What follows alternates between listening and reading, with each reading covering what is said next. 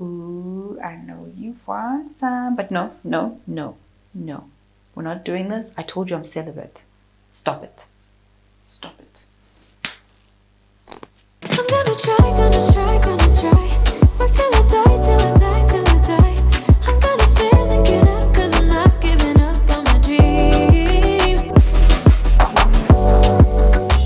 Hey gorgeous, and welcome to my channel. I'm Kopano Shimange, and this is how I do things. The show where you send me your questions and I'll let you know how I would do things, and I can take it as entertainment or use it as advice. Take it, don't take it. Use it, don't use it at all. Listen, do what you will with it. Honestly, I'm not forcing you to take it in any way, okay? It's fine. You know why? Let me tell you why.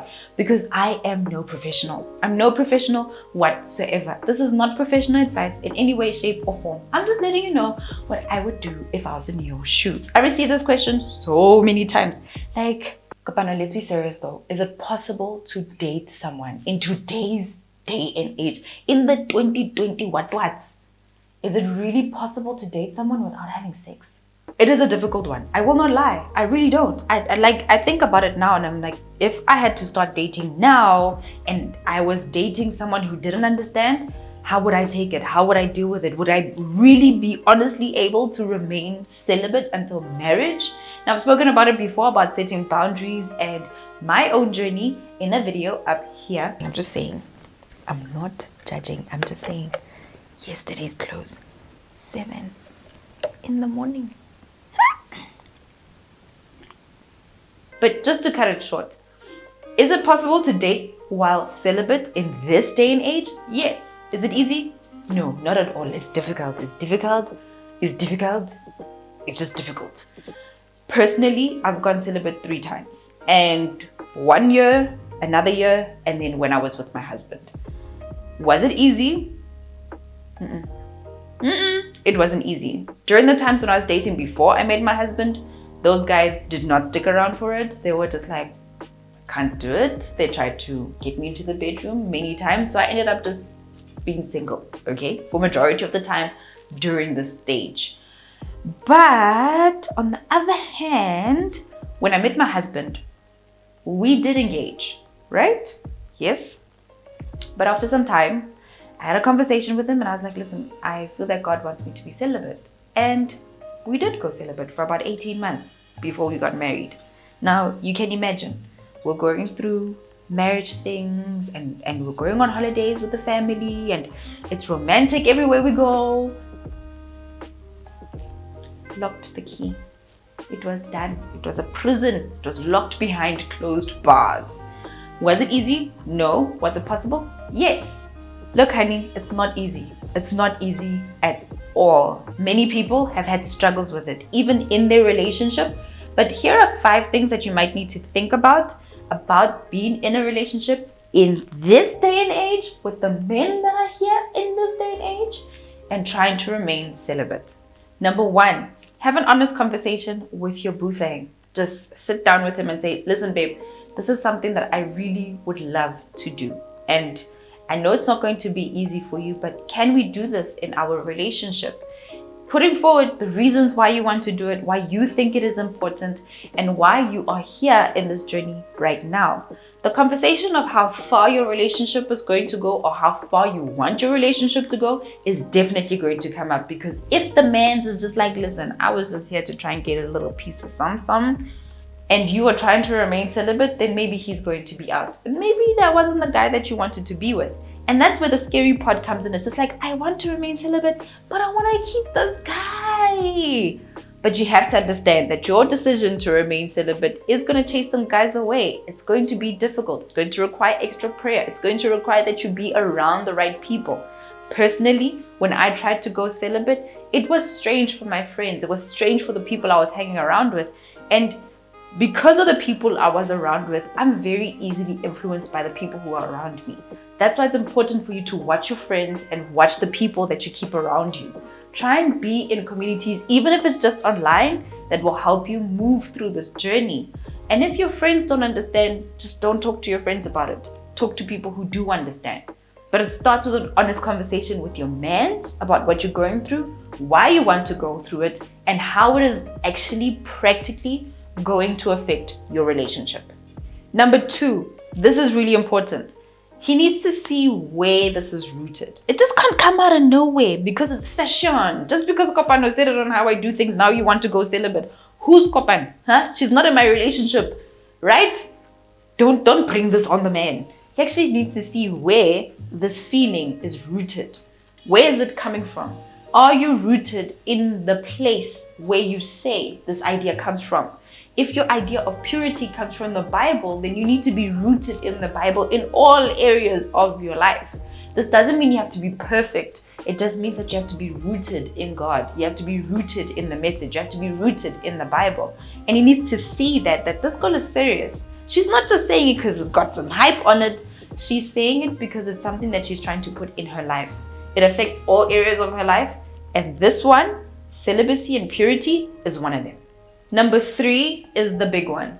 When we as women decide to remain pure, when we decide to remain celibate, we are forcing our journey on someone else. And this is the part that I struggled with, and that's why I probably wasn't celibate for majority of my dating life. But there needs to be understanding between you and the person that you are dating. And when you have been praying, you have been in your war room, you've got the strength, you've got the praise. And then you walk up to this person who's not on the same journey that you're on, and you are now placing this heavy thing on him. It's like you're forcing him to go through a journey that he isn't ready for. You're forcing him to go on a journey that he hadn't even thought about. You're forcing him to walk on your journey. And this guy has been walking on his own path this entire time.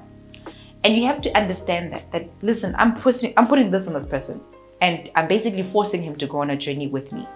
And he's going to have his own struggles, and he's going to go through his own thing in his own head about this whole situation. He may have to alter everything that he knows about intimacy because of what you are doing to him. Understand that. You've had time to simmer on this. You've had time to think about this. The man's hasn't had the same time you've had. And it's only fair to give him a chance to understand where his footing is, how he feels about this. He has to wrestle with it himself. Understand that. We are all, when you're single, when you're not married, you are single. So you have a direct line with God. When you get married, then it becomes a triangle. It's you, your man, and God together in a triangle. But when you are single, you and God, him and God, right? So now you have to allow him to walk the path that he has with his God, for him to really understand what is going on, and his body as well. He's been accustomed to, I date someone, I sleep with them. That's just how it works. And now this girl is coming around and she's just like, I date someone, I don't sleep with them. 1 + 1 does not equal 2. And that's what he's going through. So have that support for him. Not trying to force him, but trying to help him understand your journey and trying to understand his journey. And knowing that this is a line that I do not cross. And he's going to have to get used to this line, this brick wall that you have put in. And just like, listen, this is where I stand. It's going to take you some time to adjust, but I'm going to stay firm in what I believe. And me staying firm will help you along your journey as well. Number 4, there will be struggles. You need to faith through the struggles. It's weird to say that, but they will be. You will have the urges sometimes. You'll just feel like,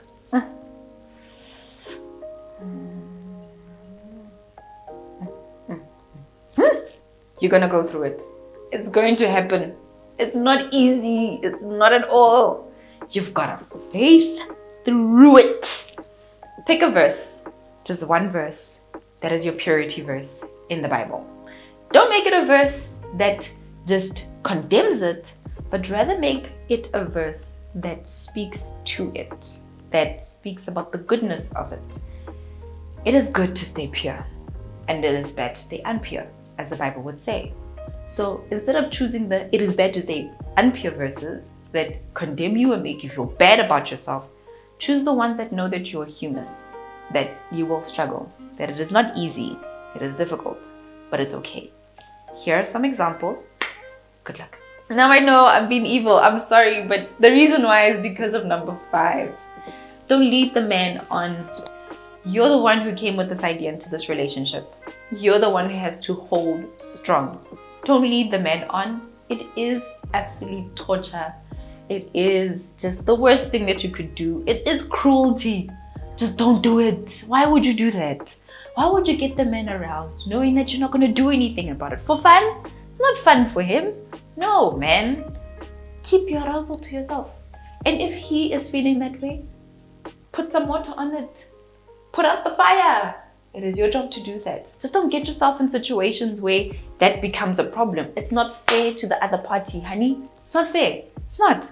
You know, you're kissing and you can tell that the kissing is getting heated and you're enjoying it. Stop. Stop. It's not fair.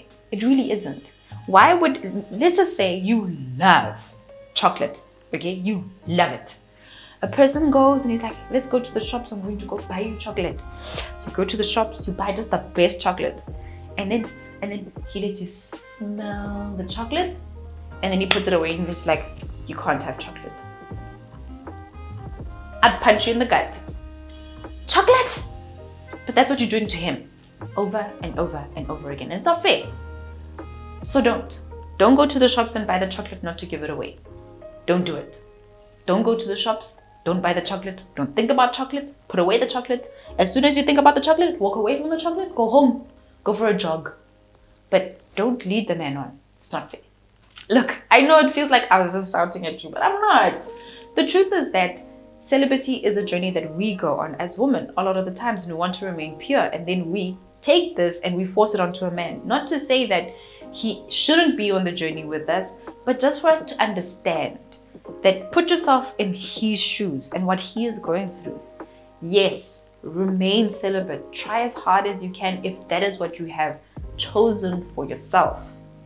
But help the man as well.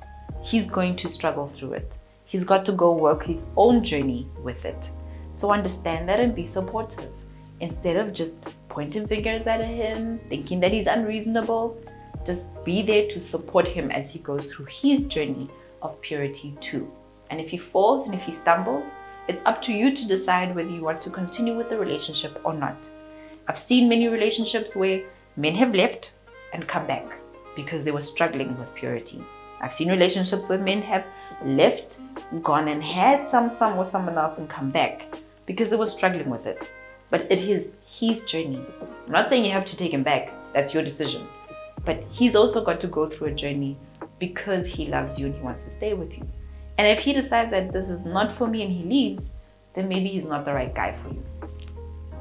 It's just how the cookie crumbles. Soz. That's all I have for you guys today. I hope that you enjoyed it. That's the question you asked and I answered it as best as I possibly can. Until next time, beautiful people, please make sure that you like, comment and subscribe and share this with a friend who definitely needs to hear this. I'm Kopano Shimange and this is How I Do Things. Hey gorgeous, thank you so much for watching and thank you for making it right until the end. Now if you have not subscribed, click on this button, and if you want to binge watch, feel free my honey, binge all you can. And head over to my website www.kopanoshimenge.com to find out more about my journal, the Daily Success Journal, and how you can get your hands on it from anywhere in the world. Until later.